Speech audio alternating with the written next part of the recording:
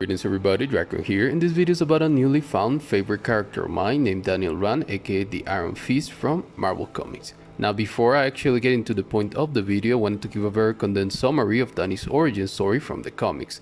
This will mainly cover the stories from Marvel Premiere, Iron Fist Volume 1, Power Man and Iron Fist Volume 1, and some additional information found in the Immortal Iron Fist. Now, before I actually get into Danny's story, I want to first off establish the main lesson of message of the origin of Danny, and also some very important elements of his mythos. The main moral of Danny's origin story is basically about the futility of revenge and the dangers of obsession. Now, for the main elements of his mythos, the first one is the mythical city of Kunlun, a plane of existence or dimension that exists or intersects with Earth every 10 years, and this is the place in which Danny was raised, trained, and also the place he earned the power of the Iron Fist. The second main element of his story is the Iron Fist itself, a power that comes from the dragon Shang-Chi the Undying.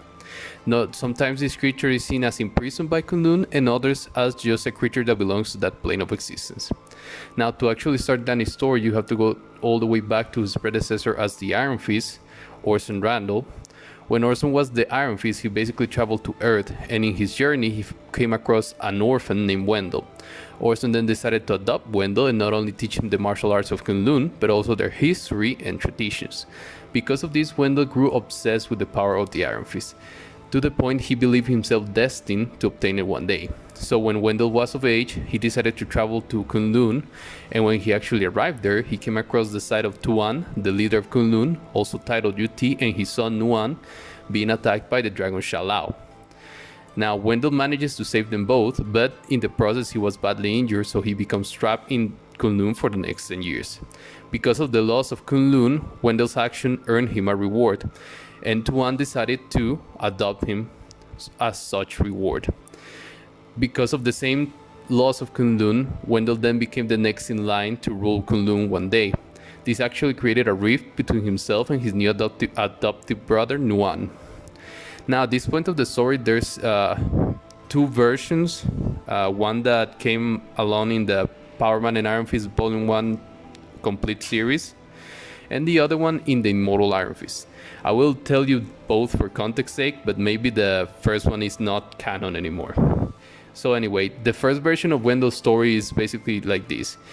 Wendell spends the next 10 years training to become the next Iron Fist. He develops a rivalry type relationship with a man named Davos that is also the son of Liu Kang, the Thunderer. He meets a woman named Shakira. He has a daughter named Miranda. And when the 10-year cycle comes around, the Hilthru, the native inhabitants of Kunlun, basically kill Shakira, Wendell's wife, and the shock of this makes him leave Kunlun. In the second version, Wendell basically realizes he didn't actually want the power of the Iron Fist. He only was obsessed with the idea of the Iron Fist. So the realization made him leave Kunlun. In the next 10 years after he left, he met another woman named Heather Duncan. He had a son named Daniel Rand, and he created a company with a man named Harold Mackium.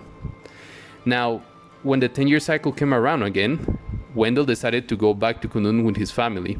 What he was unaware of is that Harold, his business partner, developed feelings for his wife Heather, and when they were actually searching for the entrance to Kunlun in the Himalayas, Wendell became in danger, and Harold took the opportunity to kill him in front of Danny and Heather. After murdering Wendell and leaving Heather and Danny to die because they rejected him, Harold then became lost and eventually became a victim of frostbite. Because of this, he got his legs amputated, and during his recovery, he learned that Danny was still alive and also was searching for revenge. So he then spent the next 10 years preparing for his arrival to take that revenge. On the other side of the story, Danny manages to arrive to Kunlun, but in the process he lost his mother, Heather, because she had to sacrifice herself in order for him to survive. The Kunlun people then took him in, and at the moment UT, or leader of Kunlun, that was Nuan, his adoptive uncle, offered him basically to teach him the Kung Fu of Kunlun. Danny then spent the next 10 years training solely to earn the skills, or acquire the skills, so he can take revenge on Harold, and in the process he manages to earn the right to challenge Law. Then he obtains the power of the Iron Fist, and eventually when the 10-year cycle comes around again, Danny then leaves and he goes back to Earth. Then he manages to find Harold, but because of all the guilt and stress that Harold dealt with through the last 10 years, Harold had become a shell of man, dissuading Danny from his revenge and finally releasing Danny from his obsession. This is basically the end of his origin story, but also the start of his career as a superhero. If you are interested in learning more about Iron Fist, Danny Rand, I will leave a complete reading list in the description of the video, in case. And now for the point of the video. Now, the first point of the video is basically the main reason why I started reading Danny Rand, Iron Fist, to begin with. And it was because people were claiming that Danny was a problematic character. So I wanted to confirm confirm if he was an actual problematic character or if he wasn't. Come to find out, Daniel Rand from the comics, he's not a problematic character. Now, I will acknowledge some of these supposed problematic traits he has and disprove them right away. The first two are appropriates culture and cosplays culture. Danny spent 10 years in Kunlun. He doesn't appropriate a culture. That is his culture. That is a culture he adopted through his 10 years in Kunlun. And take in mind, this is basically the only culture he was exposed to, because the moment he arrived to Kunlun, he was 9 years old. So anyway, the next two problematic traits is that he's a white savior and he's a white fantasy. Both of these are kind of like rooted into a racist view on white people, that white people can try to help other races, and that white people can want to to learn like a skill not from their own culture, I guess. So I just blank them out because I think they're stupid on themselves.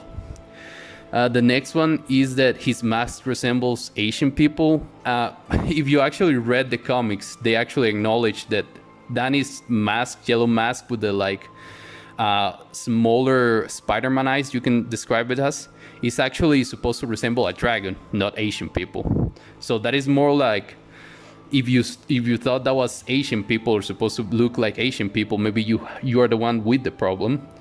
And the last one I've heard about is that he was made to look Asian at some point in the comics. This is also not true. Like, I read from the Marvel premiere that started in the 70s all the way to Iron Fist from 2018, 2017.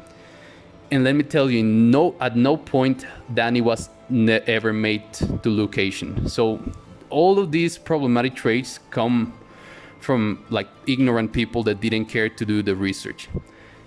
Now, and I will, leave a warning here. There is actually a version of Danny that could have some of these, problematic traits, and that is the Netflix adaptation Danny Rand. And this is actually my next point, because first of all, the Netflix adaptation of Danny Rand is garbage. It's so bad. They mess up every single step. And maybe at some point I will go step by step, proving why it's so bad compared to the comics. But at this point, it's just for me to say that compared to the comics, the Netflix adaptation doesn't make him justice, and is overall just bad. And in the Netflix adaptation, if that is the only version he does have that like white savior, white fantasy type problematic traits. But like, again, those are kind of like based on some racist mentality that white people cannot help other races, and white people cannot hope or want to learn other cultures and traditions and arts and anyway.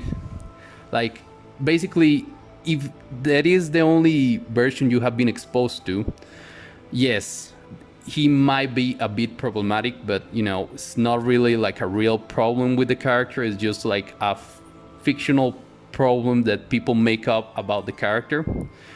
But either way, in my last point of this video is basically, please Disney, try to use Iron Fist again.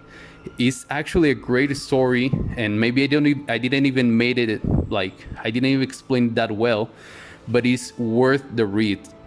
So Disney, repurpose the character and don't try to, you know, race change him or anything. Just use the same actor if you can. Make him work out more, like become a bit more, you know, Bruce Lee physique, and like just make the new Iron Fist Danny Rand closer to the comic book version that is way better and way superior to the Netflix adaptation version. So yeah, that's basically it.